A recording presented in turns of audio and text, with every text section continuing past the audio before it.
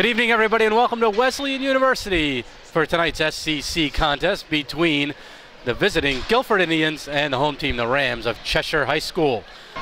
Fitzgerald, Ring, and Horton start for the Indians. Moore and Nelson on the defense. Chad Faulkner, Filosa in goal for Trace Lang.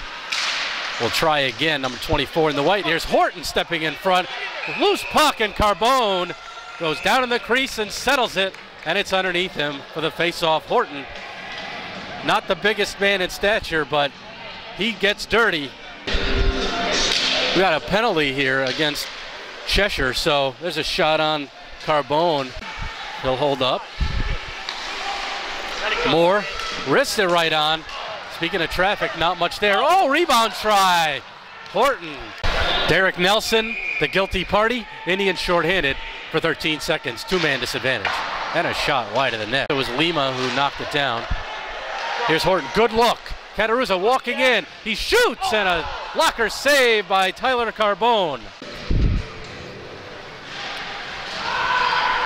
5 minutes left here in the first period, and Cheshire still looking for their first shot on goal, Dean. Able to get it out to 2-on-1 for the Indians.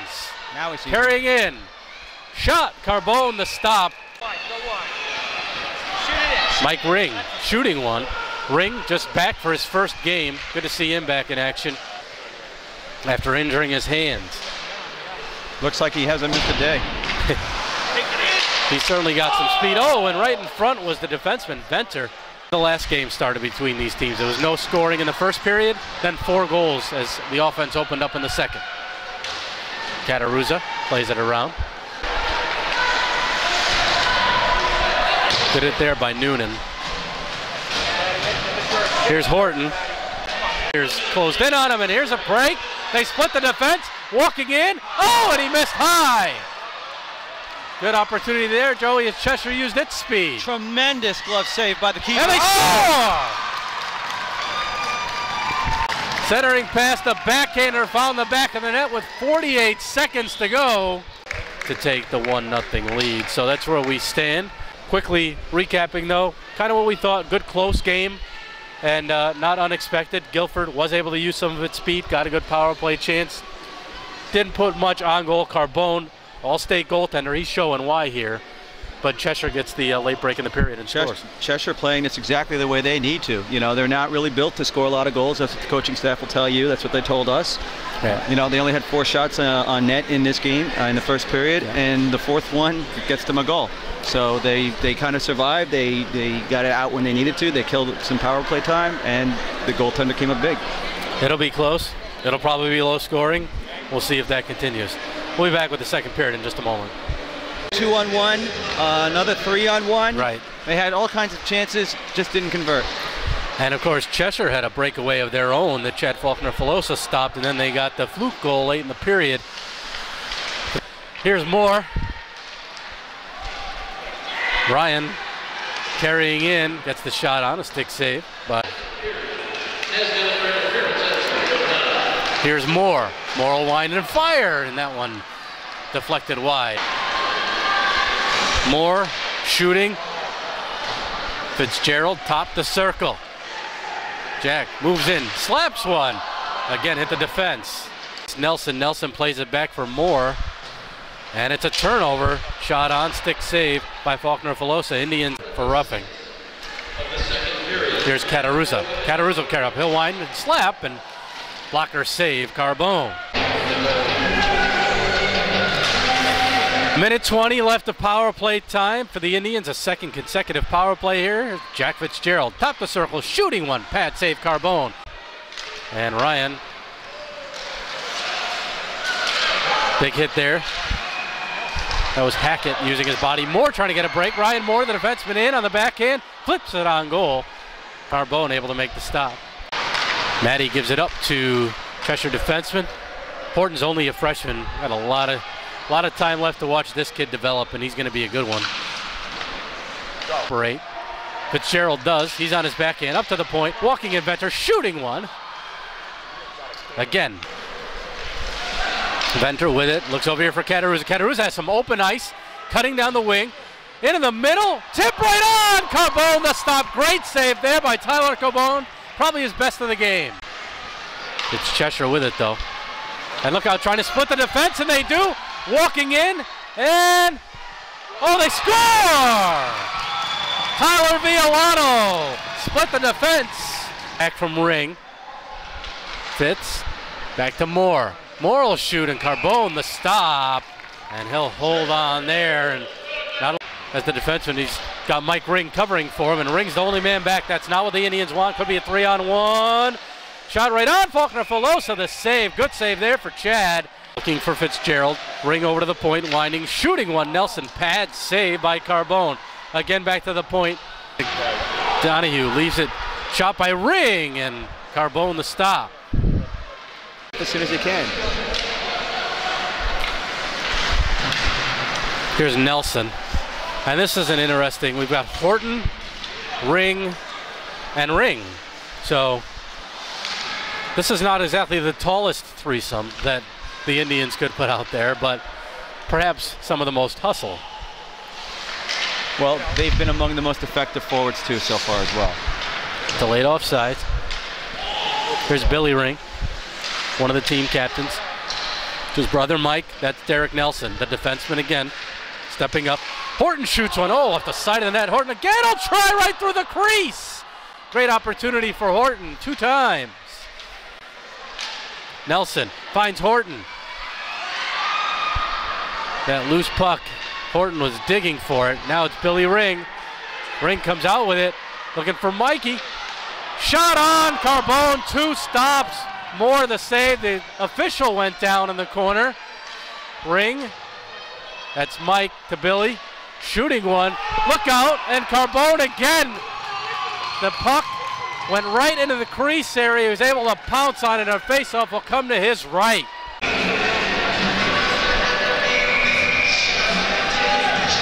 So Indians have a power play here. Shot right on by Nelson. Stick to side, and time is going to run out on the Indians. So, but a late penalty against Cheshire. It was against number 23, Tom Dupont. So the good news for Guilford is that they'll come back with a near 2-minute power play.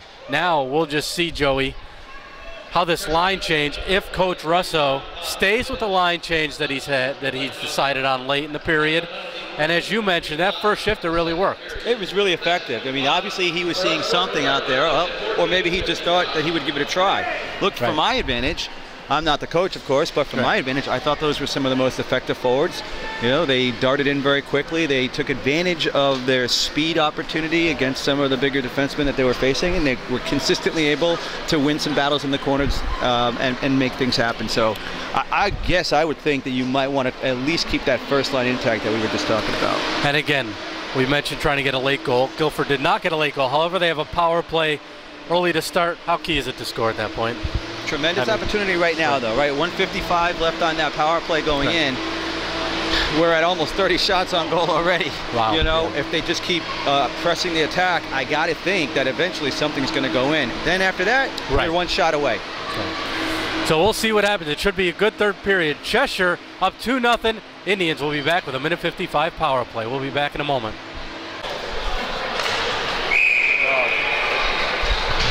Back for the start of the third period here from Wesleyan University.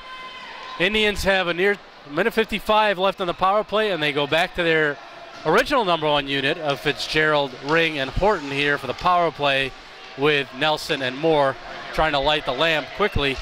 The shot on, Carbone, the stop, rebound, Horton right there, and Carbone just able to get the glove down before Horton came in to poke it home. Fitzgerald, that's blocked. Moore will shoot one, blocker save, and puck all the way out into the stand.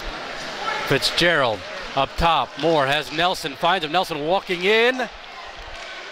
Fitzgerald open, they get him the puck, the goaltender forced to move side to side shot, and he went back far glove side and missed the spot, and the puck comes all the way back. Play along the boards. And a bouncing puck got away from Matt Doyle and shot right on. Faulkner-Filosa stick to the side. He had to be alert there. That was a quick little shot. Sure, a man wide open in front is Hackett, and they finally pick him up. Excuse me, that was Kyle Murgo. Shot from the point.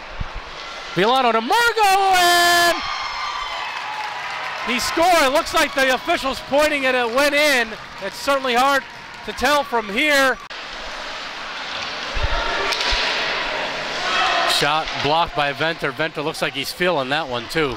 The one touch, nice idea for Villano, who somehow finds a stick and shoots, and Faulkner Filosa gets it in the breadbasket, holds on. Faceoff will stay deep in the Guilford zone. 8:16 to go, and figure you need a goal here. You have to cash in on this. Down 3-0, you can't squander this opportunity. Moore shoots one, blocker saved by Carbone. Good look by Fitzgerald. Up, trying to help out the offense a little bit. Nelson, that was tipped, and again, Carbone able to make the save. Creates a 2-on-1. Nelson hustling back, pass into the middle. Faulkner Filosa sticks it aside. Here's Mackey. Mackey has an opportunity. Walks in and shoots one. Shot it up high. Force the Indians and make them stay deep in their own zone, and they're creating turnovers like right there, and they score. The backhander by Kyle Murgo finds the back of the net. And here's a chance for Cataruzza. Cataruzza still has the puck. Backhands one just wide. Under a minute to go in the third. Donahue carrying in. He'll take the shot. Glove down. And the rebound. Carbone the stop. Vendetto scored first for the Rams. Villano made it 2-0 in the second. And it was Kyle Murgo with 2 third-period goals tonight for the final 4-0 victory. And the shot total again, looking at a lot to a little, although it didn't show on the scoreboard. Guilford outshot the opponent today 35-15. Somehow that adds up to a 4-0 loss. Stranger things have happened, I guess. But for Cheshire, a good showing for them and their defense. Have not played in 2 weeks. They were able to get it together, hold off the Guilford momentum, and then build a few breaks of their own. They did exactly what they needed to do. You know, they weathered the storm. They kind of talked about that at the start before the game started. And, you know, they were in the eye of the hurricane for at least the first 2 periods, and maybe a little bit more than that. They held strong. I don't think that they lost faith in their ability to be able to score on the opportunities that they were able to get, and they made it happen. And I don't think Guilford has to change too much, except maybe trying to bury one here and there. That's what can you do? Maybe, as we mentioned, a few the shot selection perhaps, but aside from that, they controlled most of this one. Absolutely. You know, in terms of how they played the game overall, it's really, really tough to come up with any criticism. Shot selection, I think it is what it is. I mean, sometimes, you know, you shoot from a certain spot and it works, so you keep doing it. That doesn't work after a while, you try something else, and they did that. They won so many one-on-one battles. They won so many races to the boards. They came out with the puck over and over again. They had nice moves. They really created a lot of offense, just couldn't bury it. And I was just surprised in wrapping it up here. We saw Coach Russo change lines late in the second period. Seemed to work. Never went back to that. I wonder what the thinking was there. That is an excellent observation, Dean. I thought really that was one of the more effective moves that he made throughout the game. I would have thought he would have tried to stay with the small line, because that really started to amp things up at the end of the second period. Going to the third period, you're on the power play. You got almost the entire power play left, 155. Right. Still didn't do it. You know, maybe he just felt that he saw something else that we're unaware of. So that's going to wrap it up from here. From Wesleyan, Indians fall 4-0 here tonight. It's only their second loss of the season, ending a 7-game winning streak that they've been on.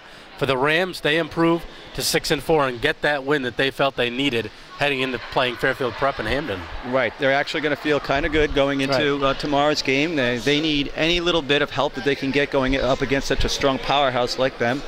You know, if you go in with the emotional high of a big 4-0 win, that helps.